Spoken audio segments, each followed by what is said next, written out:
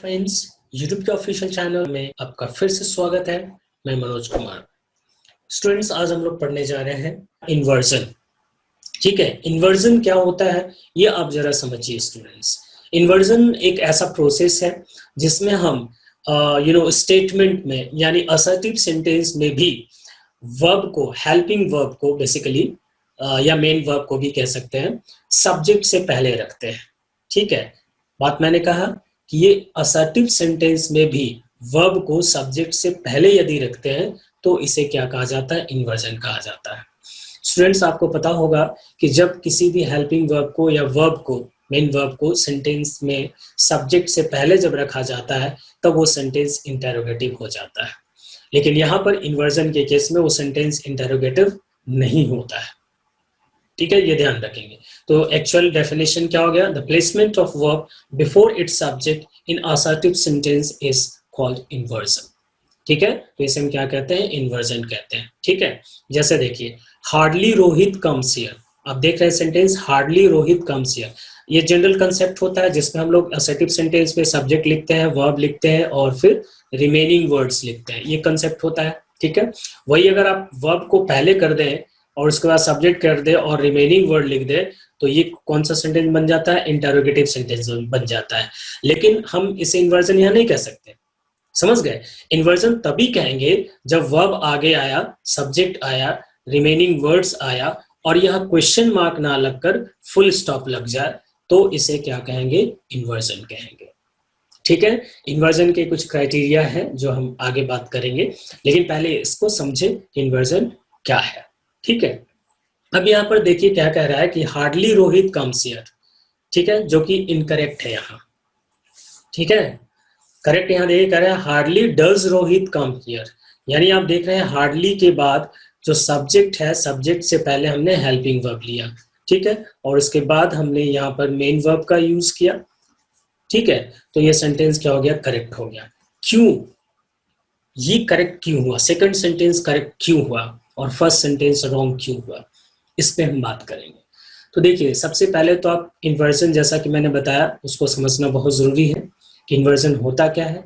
तो इन्वर्जन एक प्रोसेस है जिसमें हम असर्टिव सेंटेंस, मैं बात कर रहा हूँ असर्टिव सेंटेंस, इसका मतलब एक ऐसा सेंटेंस जो एक स्टेटमेंट की बात करता है, फुल स्टॉप से खत्म होता है। ठीक है, और असर्टिव सेंटेंस में यदि आप हेल्पिंग वर्ब को सब्जेक्ट से पहले यूज करते हैं, जनरली ऐसा होता नहीं है।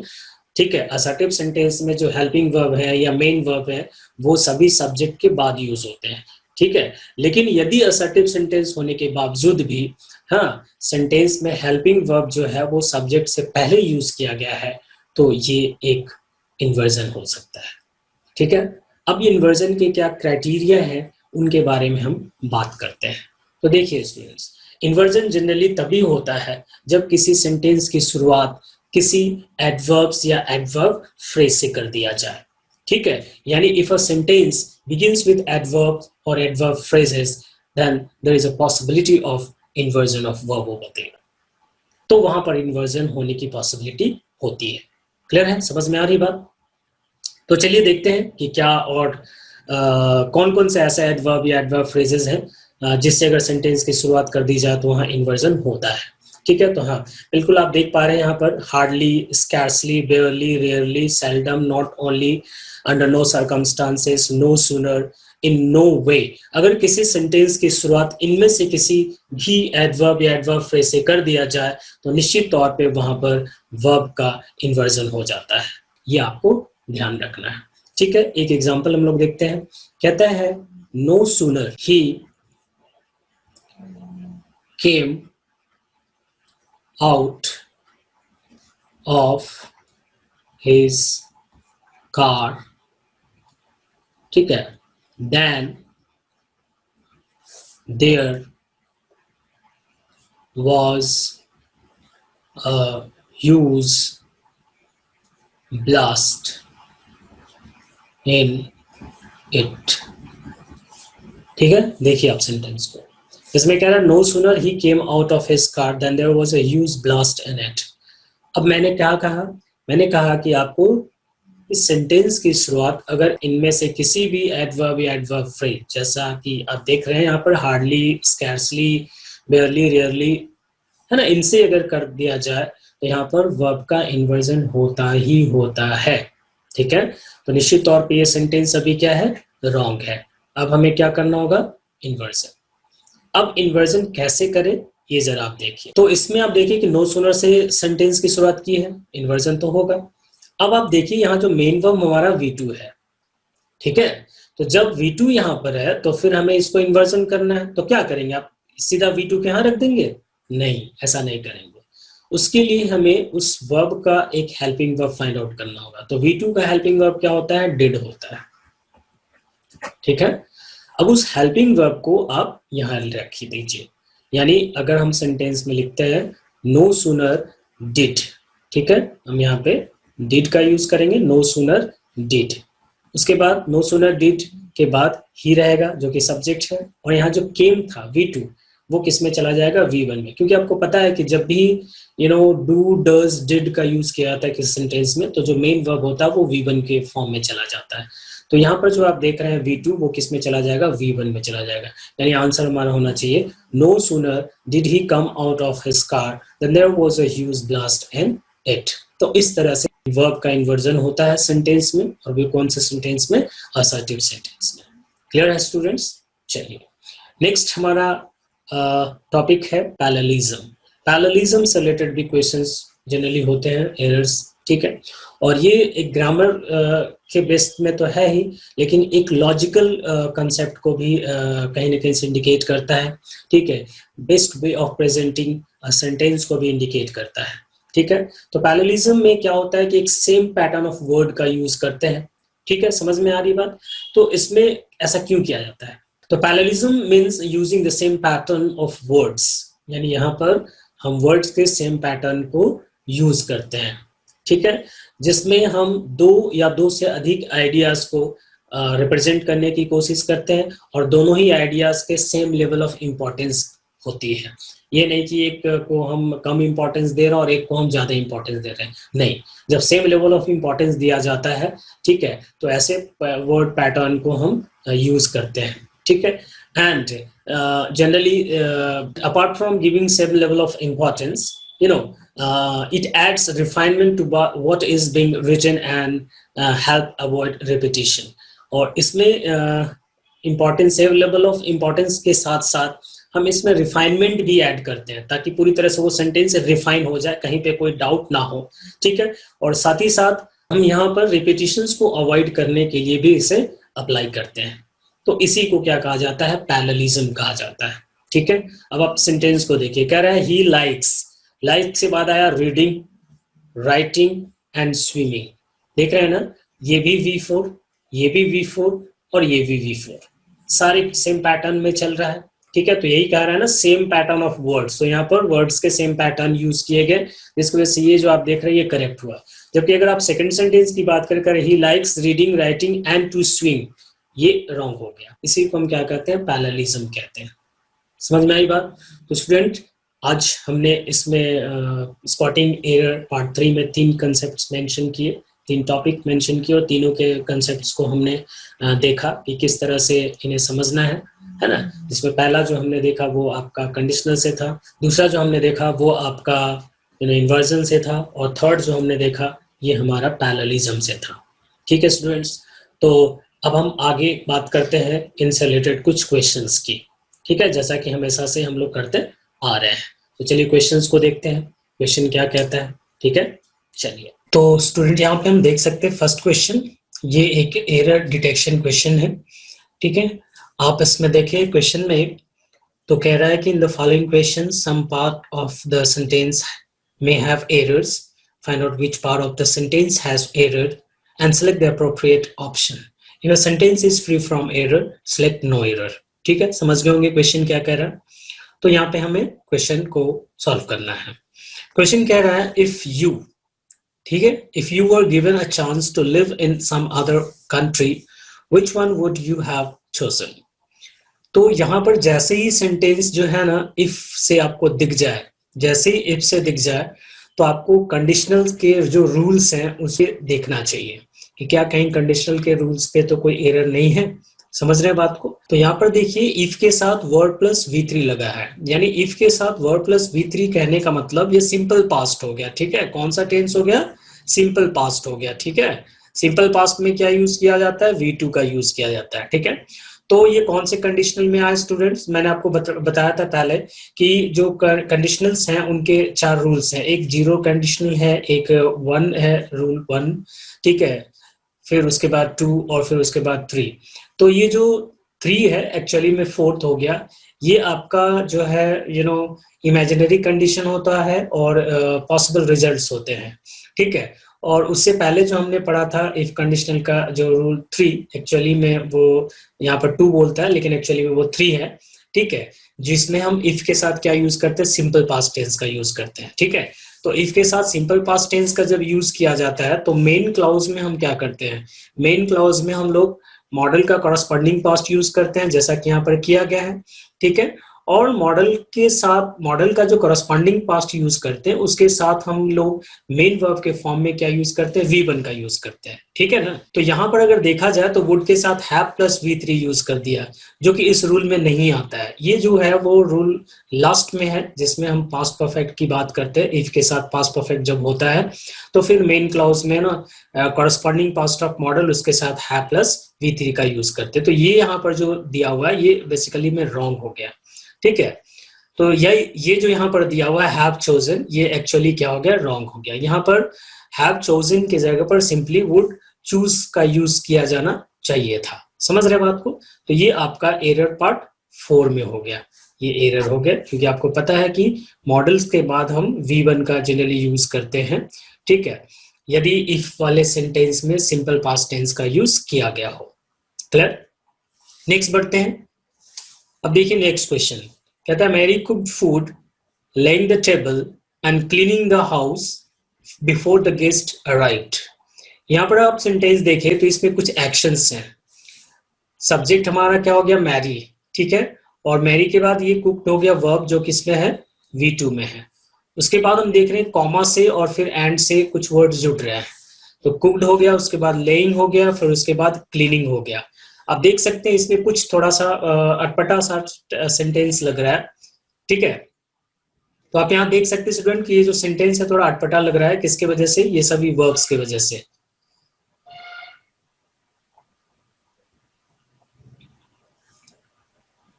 तो आप देख सकते हैं स्टूडेंट्स, तो आप देख सकते हैं स्टूडेंट्स ये इन वर्ड्स के वजह से सेंटेंस जो है थोड़ा अटपटा टाइप का लग रहा है। और ये जो क्वेश्चन है ये पैरेललिज्म पे बेस्ड हो गया एक तरह से देखा जाए तो।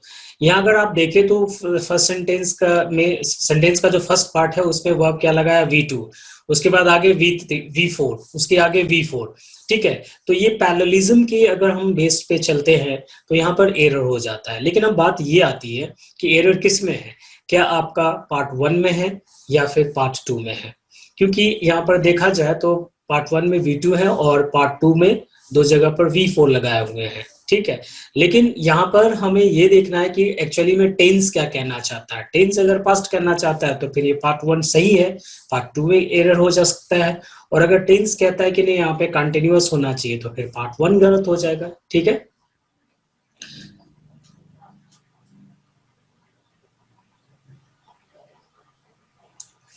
तो यहाँ पर कह रहा है बिफोर द गेस्ट अराइव्ड, ये पास्ट टेंस की बात हो रही है, ध्यान रखिएगा। किसकी बात हो रही है? पास्ट टेंस की।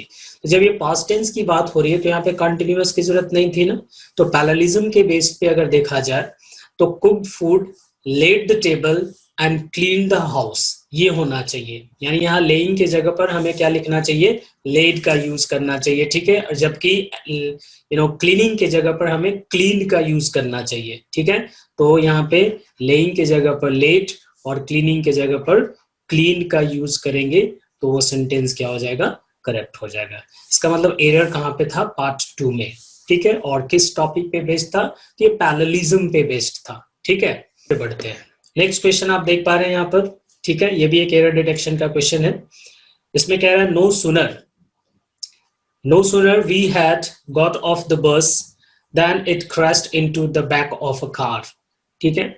यहाँ पर जो सेंटेंस है ये भी कहीं ना कहीं से एरर से रिलेटेड ही है, ठीक है, और इसमें हमें एरर फाइंड आउट करना है। अब सोचना ये है कि इसमें जो एरर होगा, ठीक है, वो कौन से टॉपिक पे हो सकता है। तो आज जो हमने टॉपिक्स कवर किए वो आपका क्या था, कंडीशनल, ठीक है, पैरेललिज्म और इन्वर्जन। अब इन तीनों में से किसी एक टॉपिक पे ये क्वेश्चन बेस्ड होगा, ठीक है। तो देखते हैं किस पे बेस्ड है, ये ट्राई करते हैं हम लोग। तो यहाँ पर देख रहे हैं, कह रहा है no sooner we had, sorry, no sooner we had. तो आप देख रहे हैं यहाँ पर क्या कह रहा है क्वेश्चन, कह रहा है no sooner we had got off the bus then it crashed into the back of a car. आपको मैंने बताया था स्टूडेंट्स कि जब भी किसी सेंटेंस की जो बिगिनिंग होती है, किसी सेंटेंस की जो शुरुआत होती है, अगर वो नेगेटिव एडवर्ब से किया जाता है या फिर एडवर्ब फ्रेजेस से किया जाता है, तो वैसे सिचुएशन में वर्ब का क्या हो जाता है, इन्वर्जन होता है, यानी वहां पर इन्वर्जन की जरूरत पड़ती है। इन्वर्जन क्या है, मैंने आपको इससे पहले बताया, इसी टॉपिक पे हमने डिस्कस किया था, ठीक है। Pay attention to the concept of inversion. तो इन्वर्जन में मैंने आपको बताया था कि क्या होता है कि स्टेटमेंट में, असर्टिव सेंटेंस में यदि हम वर्ब को सब्जेक्ट से पहले रखते हैं तो इसे क्या कहा जाता है, इन्वर्जन कहा जाता है, ठीक है। इन्वर्जन कब और कैसे किया जाता है, तो इन्वर्जन होने का एक सबसे बड़ा रीजन ये है कि सेंटेंस की जो शुरुआत की जाए वो आपका नेगेटिव एडवर्ब से या फिर एडवर्ब फ्रेज से किया जाए। तो नेगेटिव एडवर्ब्स में हो सकता है हार्डली, रेयरली, स्कैर्सली, सेल्डम, ठीक है, no sooner, notwithstanding etcetera, ठीक है। तो ये नेगेटिव एडवर्ब्स हैं और इनसे जब सेंटेंस की शुरुआत की जाएगी तो निश्चित तौर पे यहाँ पर वर्ब का क्या होना चाहिए, इन्वर्जन होना चाहिए, ठीक है। तो देखते हैं यहाँ पर क्या इन्वर्जन की जरूरत है। तो सबसे पहले तो आपको देखना है यहाँ पर ये है कि सेंटेंस की शुरुआत नो सूनर से की गई है। तो जब नो सूनर से सेंटेंस की शुरुआत की गई है तो आपको यही ध्यान रखना है कि यहाँ पर इन्वर्जन किया कि नहीं किया। तो देखिए नो सूनर के बाद सब्जेक्ट लगा दिया गया, जो कि रूल के अकॉर्डिंग यहाँ पर क्या होना चाहिए, नो सूनर के बाद हमें हेल्पिंग वर्ब लगाना चाहिए, ठीक है। तो ये जो हैड है यहाँ पर, इसे हम शिफ्ट करके कहाँ ले जाएंगे, नो सूनर के जस्ट बाद। तो ये सेंटेंस फिर क्या हो जाएगा, करेक्ट हो जाएगा, ठीक है। तो यहाँ पर क्या होना चाहिए, no sooner had we got off the bus then it crashed into the back of a car. तो यहाँ पर सेंटेंस हमारा करेक्ट हो जाएगा, यानी हैड को कहाँ पे रखना है, वी से पहले और नो सूनर के बाद। तो एरर कहाँ है हमारा, पार्ट 1। तो इस तरह से ये जो एरर था किस पे बेस्ड था, इन्वर्जन पे बेस्ड था, ठीक है स्टूडेंट्स। चलिए आगे बढ़ते हैं, एक और क्वेश्चन देखते हैं। यहाँ क्वेश्चन अगर आप देखें तो ये भी एक एरर डिटेक्शन का ही क्वेश्चन है, ठीक है। इसमें कह रहा है even though David is not interested in movies he would rather visit a multiplex than listening to his irritating wife, ठीक है। अब आपको यहाँ पर दिमाग लगाना है स्टूडेंट्स कि ये एरर अगर है भी इसमें तो ये किस पे बेस्ड है, ठीक है। और आपको ध्यान रखना है कि इन तीनों में से किसी एक पे बेस्ड हो सकता है, या तो कंडीशनल पे बेस्ड हो सकता है, या तो इन्वर्जन पे बेस्ड हो सकता है, या फिर पैरेललिज्म पे बेस्ड हो सकता है, ठीक है। आप दिमाग लगा चुके होंगे कि किस पे बेस्ड है यहाँ पर।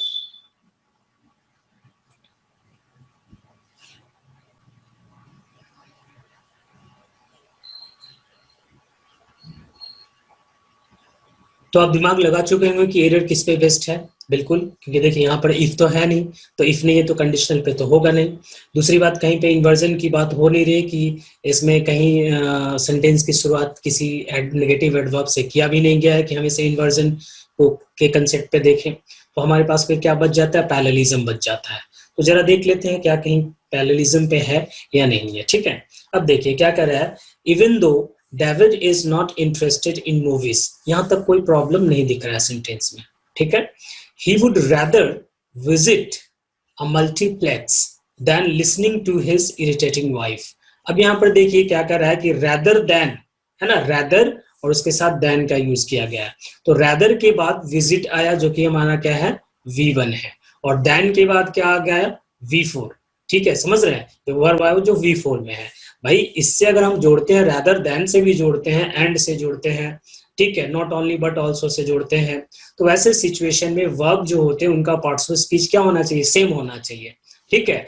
यानी अगर V1 है तो आगे भी V1 हो, V2 है तो आगे V2 हो, V4 है तो आगे V4 हो। इस तरह के पैटर्न होते हैं, इस तरह का पेयरिंग होता है, ठीक है। तो उस बेसिस पे देखा जाए तो विजिट V1 है तो उसके अकॉर्डिंग यहाँ पर चलना चाहिए इसे लिसनिंग को, तो लिसनिंग की जगह पर क्या हो जाएगा, लिसन हो जाएगा, समझ रहे बात को? तो यहाँ हो जाएगा करेक्ट आंसर क्या होगा हमारा, इवन दो, करेक्ट आंसर हमारा क्या होगा, तो ये होगा even though David is not interested in movies he would rather visit a multiplex than listen to his irritating wife. तो लिसनिंग की जगह पर आपको क्या लिखना होगा, लिसन। तो यहाँ से आईएनजी को अगर हम हटा देंगे तो हमारा क्या बन जाएगा, लिसन हो जाएगा।